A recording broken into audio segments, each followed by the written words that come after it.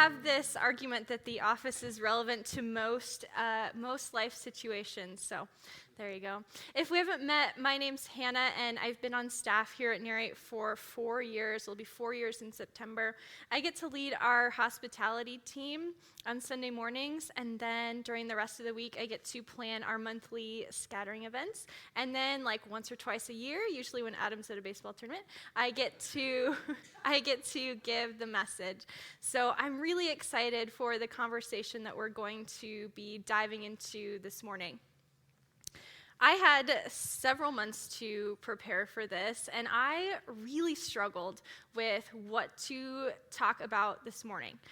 So I don't know about you, but I found myself these past 6 or 7 months involved in so many conversations about where our nation's at, and government, and politics, and our local community, and all sorts of big issues like that, more than I ever thought I would be. And maybe it's because I'm getting older. I'm turning 30 this year. Maybe it's because I care more now, or maybe it's because that's all we're talking about now. It's kind of all anyone talks about. So I thought, okay, what do I need to learn?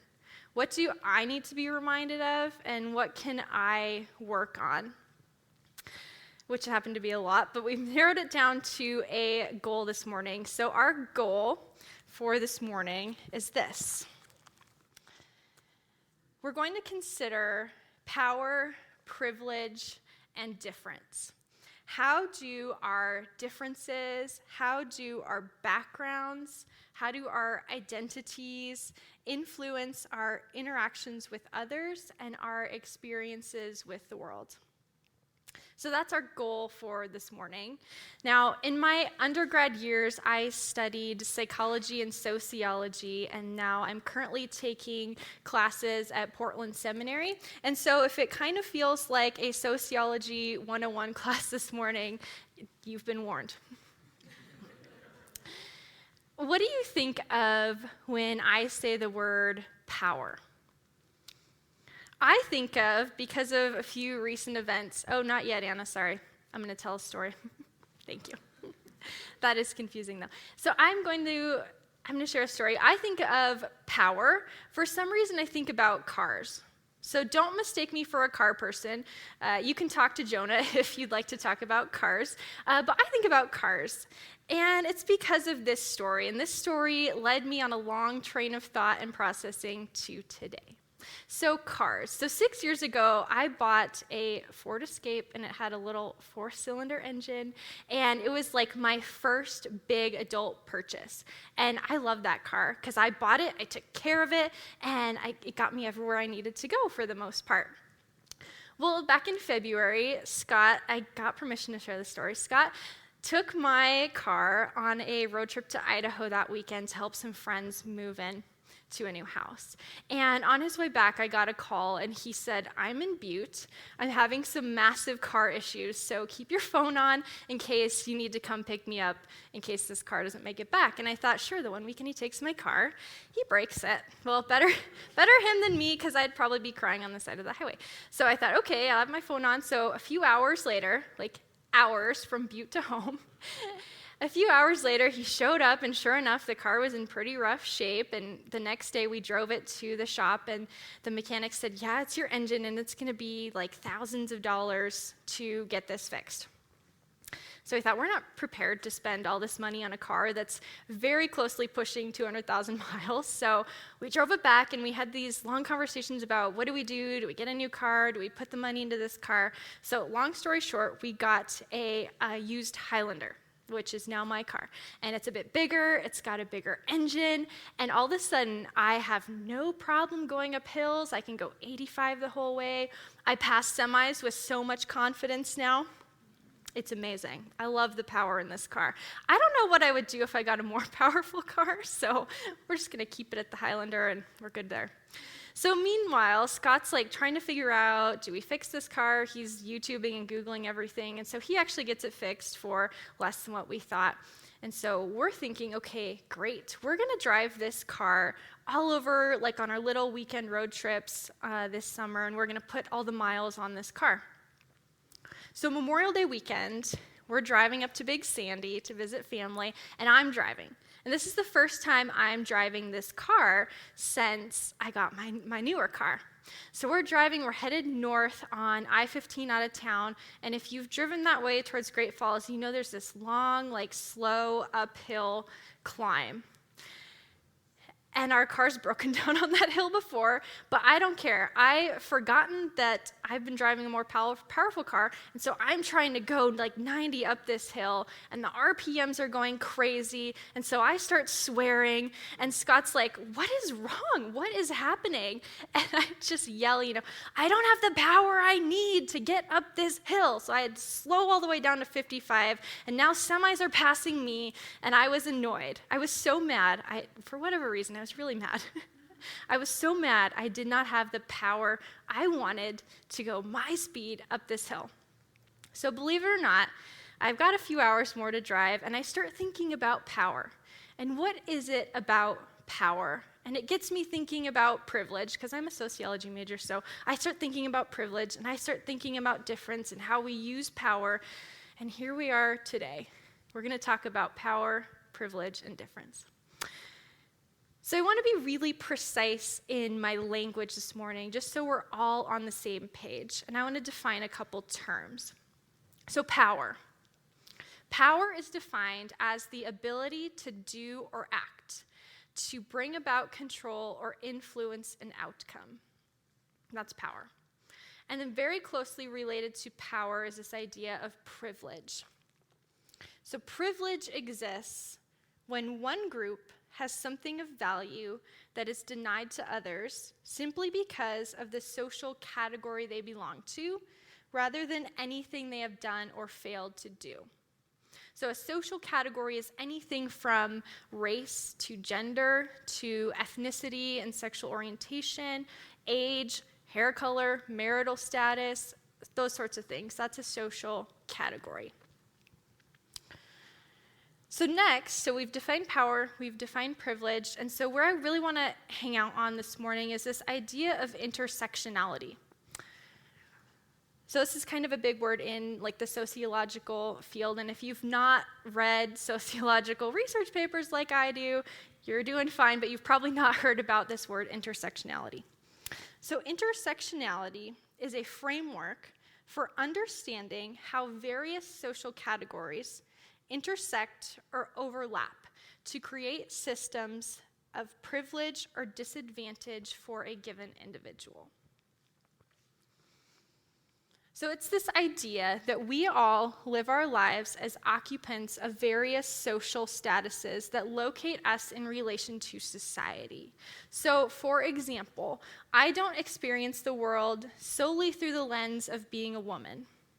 And I don't solely experience the world through the lens of being white. Or I don't solely experience the world through the lens of living in a small town in Montana. And I don't solely experience the world through being 29 years old. I experience the world through a combination of all of those social categories that intersect and overlap to create my specific interactions and my specific relation to the world. So we can really begin to look at the way people of different backgrounds encounter the world and how the world encounters them. So if that sounds incredibly complex and complicated, you're right. People get PhDs in this kind of stuff. So this is a very overview of this idea of intersectionality and this idea that our different social categories all intersect and overlap to create our unique identities and backgrounds and experiences. So last fall, like I said, I'm taking some online classes through Portland Seminary, and last fall, I got to take this class called Transforming Systems and Cultures, and this is right up my alley. I started reading the books before the class started. That's how nerdy I am. But anyway, transforming systems and cultures, and so before we could talk about transforming anything, transforming any sort of culture, system, or institution, we had to start with ourselves. We had to understand where we were coming from in relation to our society and what we were bringing to the conversations. A trouble we can't talk about is a trouble we can't do anything about. That's what our professor told us, and it was in this book we read by Alan Johnson, who's a sociologist. And so his argument was we need to understand where we're coming from to be able to talk about all sorts of big issues. So in our book, we came across something, this is in the very first chapter, called a diversity wheel. And our assignment was to look at this diversity wheel and write a paragraph about all of our social categories, where we found ourselves. So to break this down a little bit, at the center of the wheel, there are things like age, race, ethnicity, physical abilities or qualities, and these social categories, kind of how we think of to make up the core of our identity. And then the outer wheel are things like your geographic location or your socioeconomic status, your age, your job, your military experience, your religious beliefs, things like that are kind of on the outside of the wheel. So I thought, I know me. I know where I fit into all of these. This is the easiest assignment ever. I wrote my paragraph in 10 minutes, boom, submit, I'm done. Well, part 2 of the assignment was then to go into our other classmates' paragraphs and read and comment and begin to understand where they were coming from. And this is where things got really interesting. So it's an online class, and so there are people from all over the US and even some from all over the world too in these classes. And so what I began to notice was there were several women who had very similar social categories to me. So our diversity wheels looked really similar. And it's a seminary class, so we all have some kind of relation or familiarity with church and church culture. But all of these women had very similar diversity wheels to me, except for one context. And so we could add, so for this conversation, we're going to add a little piece of the diversity wheel that is local church context. So our diversity wheels are the same, except for our local church context. So the conversations I was having with some of the other women in my class were fascinating because in their local church context, women are denied leadership roles, they're not allowed to volunteer in certain positions, or depending on your denomination, they weren't allowed to sit on certain committees or maybe vote on certain issues. Which is really surprising to me because if you know Narrate, obviously we respect women in leadership and encourage that. Obviously I'm speaking this morning, so we obviously encourage women in leadership. And so it was really interesting to me. I began to notice how just shifting one or two of these sections of the diversity wheel can really create dramatic differences in our life experiences.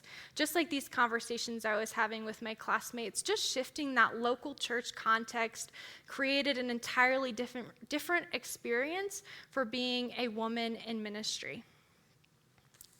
Now, there's a couple critiques I think I should bring up on this idea of intersectionality that is in some of the research I was going through. And the first critique is it's uncomfortable. It's really uncomfortable to think about the idea that I could be privileged in a society just because of who I am or how I identify. We don't like to think about that. It's also really uncomfortable to think about the idea that I may be disadvantaged simply because of who I am or how I identify. It's uncomfortable to think about, and it's really uncomfortable to talk about. But a trouble we can't talk about is something we can't do anything about. And so I found that leaning into these uncomfortable moments or these uncomfortable conversations have really opened up some dialogue on certain issues. So it's uncomfortable, not a good argument. Critique number 2. This idea of intersectionality embraces social divisions rather than healing them. And sure, that's a decent argument, but I would argue the problem isn't difference. I'm really glad that I live in a world that's not all like me, because that would be pretty boring. I'm glad people are different. Again, Alan Johnson said it best, so I'm going to read a quote. His argument for this critique is this: The trouble is produced by a world organized in ways that encourage people to use difference in order to elevate or oppress, include or exclude, accept or reject, reward or punish, value or devalue, leave alone or harass. There's a really beautiful example of this idea of intersectionality and power in the text, and we're going to go there now. So it's in John 4. You may know this story as the woman at the well, or Jesus talks to the Samaritan woman. And just to set the context really quickly, Jesus and his disciples are traveling. They're going to Galilee, and oh, sorry, baby. Sorry, I didn't mean to call you out. You're fine. You're totally fine. So Jesus is traveling to Galilee, and they have to go through the land of Samaria. And it's midday, it's hot, it's noon. Jesus sits down by a well to rest, and his disciples go out into the village to get some food, and this is where we enter the scene. When a Samaritan woman came to draw water, Jesus said to her, "Will you give me a drink?" His disciples had gone into town to buy food. The Samaritan woman said to him, "You are a Jew, and I'm a Samaritan woman. How can you ask me for a drink? For Jews do not associate with Samaritans." Jesus answered her, "If you knew the gift of God and who it is that asks you for a drink, you would have asked him, and he would have given you living water." If you're familiar with this story, you know there's a lot in here that could be an entirely other message, but this morning I just want to focus on the interaction between the woman and Jesus. So they go on to have a conversation, they talk some more about living water. Jesus kind of tells her things about her life and things that she's done, and the woman responds, "I know the Messiah called Christ is coming. When he comes, he will explain everything to us." Then Jesus declared, "I am the one speaking to you. I am he." So the disciples return. They wonder why Jesus is talking to this woman. The woman gets really excited. She leaves. She goes back to the village, and she tells all her Samaritan former villagers and buddies that, "Hey, I think I met this guy. You have to come check it out. He told me everything I did. Like, could he be the Messiah?" So the Samaritans come, and they want to meet Jesus too. And we continue on. It says, "Many of the Samaritans from that town believed in him because of the woman's testimony. He told me everything I ever did." So when the Samaritans came to him, they urged him to stay with them, and he stayed 2 days. And because of his words, many more became believers. They said to the woman, "We no longer believe just because of what you have said. Now we have heard for ourselves, and we know this man really is the Savior of the world." So why is this interaction so significant? I think it's easy to, through our cultural lens, to read this and kind of fly over this interaction that just happened. But what do we know about ancient Israel that makes this interaction so significant? So ancient Israel is a very patriarchal society. Men hold all the power, right? The ability to control an outcome. They hold all of the power, economic, social, relational, legal. And women are under the authority or power of men their entire lives. So when they are children, they're under the authority of their father. When they're married, they're under the authority of their husbands. And if their husbands die first, they're under the authority of their sons. And so to be a woman not attached to a man in ancient Israel was a really dangerous and precarious place to be a woman. And second, Samaritans are this looked down upon people group. They're considered impure, and they're not supposed to associate with Jews. So now, let's look at this interaction. Now that we know a little bit about ancient Israel, I want to look at this interaction strictly through a sociological or cultural lens. So if we do a little diversity wheel, we have a Samaritan woman talking to a Jewish man. So who brings the power in this interaction, or who holds the privilege within this interaction? It'd be the Jewish man. And it's funny because they both know this. Jesus knows the differences. And the woman even comments like, "Hey, you're a Jew, I'm a Samaritan woman. This is not a normal thing." But I love that Jesus, it's such a beautiful example of Jesus using privilege and power in this interaction to accept this woman, to include her, to embrace her. He asks her for something. He treats her as an equal. He asks for that drink of water. And what I especially love is he includes her in this story. Like the disciples had gone into this village earlier. He could have used them to introduce the disciples to, or the Samaritans to him. Jesus could have gone into this village himself, but he allows this woman to be included and allows her testimony to bring other Samaritans to him. I just love it. I think it's this beautiful interaction. I love how Jesus is constantly disregarding established customs in favor of contact with all people. There's so many examples in the gospel. We think of the woman caught in adultery, or the hemorrhaging woman, or children. He elevates the status of children and women and sick individuals. So I just thought this is a really cool example of interaction and using kind of power to include. So how do you think about power? How do you think about difference? And now that we're familiar with intersectionality, we can add that dimension to our thinking as well. How do you think about it? I'd encourage you to maybe look up a diversity wheel. If you Google it, all sorts of them come up, and there are some that get really large. They have 3 or 4 layers to them.